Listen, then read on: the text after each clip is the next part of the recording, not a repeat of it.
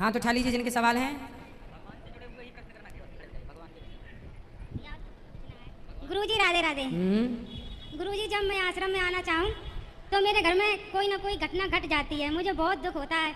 मैं अब की बार कल आई तो मैं बहुत लड़ी भगवान से कि भगवान मैं पूजा नहीं करूँगी अगर मैं वहाँ नहीं पहुँची। तो भगवान ने मेरी सुन ली। कल मैं यहाँ दिल्ली से मैं कल यहाँ आ गई।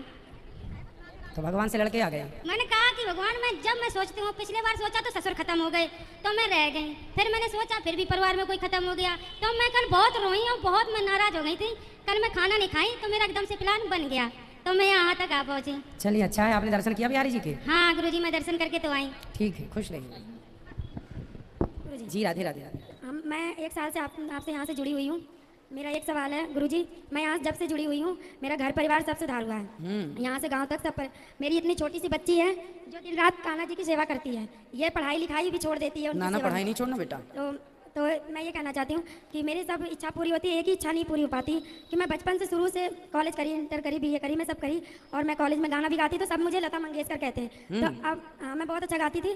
तो अब मेरी इच्छा है कि मतलब सबने जब मुझे बोला कि आप सिंगर बन सकते हो तो मेरी इच्छा है जब मैं गाना गाती हूँ तो मेरा गला बैठ जाता है या फिर कुछ ना कुछ प्रॉब्लम आ जाती है। ऐसा क्यों? आपसे मैं आशीर्वाद लेने आई हूँ। मैं दिल्ली से आई हूँ गुरुजी, मुझे यही इच्छा है कि मैं सिंगर बन जाऊँ। जो आगे सफल होना चाहते हैं उनको थोड़ा सा त्याग करना पड़ता है। जैसे आप सिंगर बनना चाहते हैं तो आपको थोड़ा सा खाने पीने में परहेज करना पड़ेगा। अच्छा। गला 1 गाने तक तो साथ देगा, 2 गाने तक साथ देगा, तीसरे से अपना दिखाने लगेगा दमखम। उसके लिए आपको परहेज करना पड़ेगा। तो जीवन में सफलताएं बिना त्याग के नहीं मिलती। तो आप गुरुजी कोई बता दीजिए मुझे। हमेशा गर्म पानी पीना चाहिए आपको। अच्छा। सोने के पहले हल्दी का सेवन करना चाहिए। दास अनिरुद्ध 12 महीने गर्म पानी पीता है। अच्छा। खाने पीने में परहेज, क्या खाना है क्या नहीं खाना, कितना खाना। मैं तो पानी भी नाप के पीता हूँ। 1 गिलास भी ज़्यादा पी लूँगा तो बॉडी जवाब दे देगी। 3 घंटे बैठना होता है ना, बीच में उठ नहीं सकते।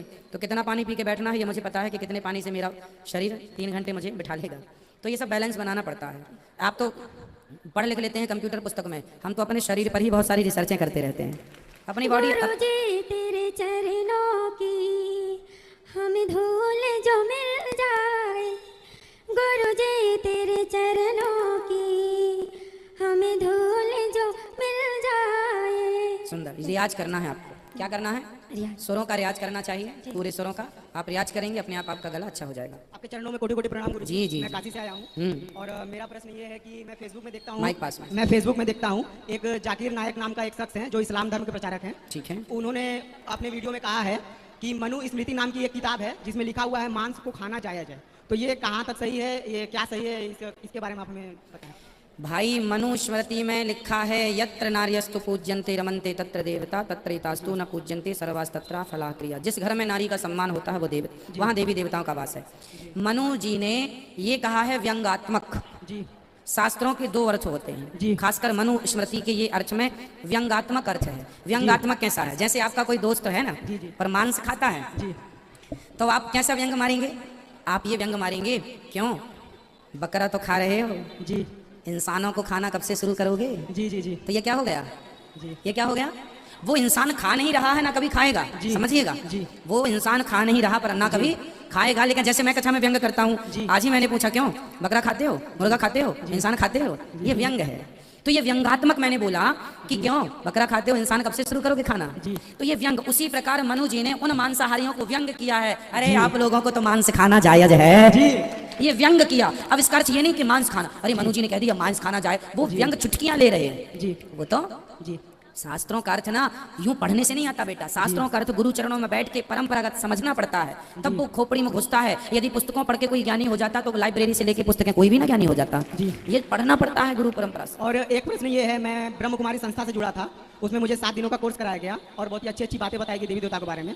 लेकिन एक प्रश्न मेरे दिमाग में ये खटक रहा है, उसमें ये बताया गया कि ये कलयुग का अंतिम छोर चल रहा है, अभी अंतिम नहीं चल रहा है। तो उसमें ये बताया गया कि इंसान अपना विनाश खुद करेगा और अपनी बातों को सिद्ध करने के लिए उन्होंने ये बताया कि जिसने परमाणु बम बनाया उसको पता था कि इसी परमाणु से मैं मरूंगा, लेकिन फिर भी उसने वो बनाया।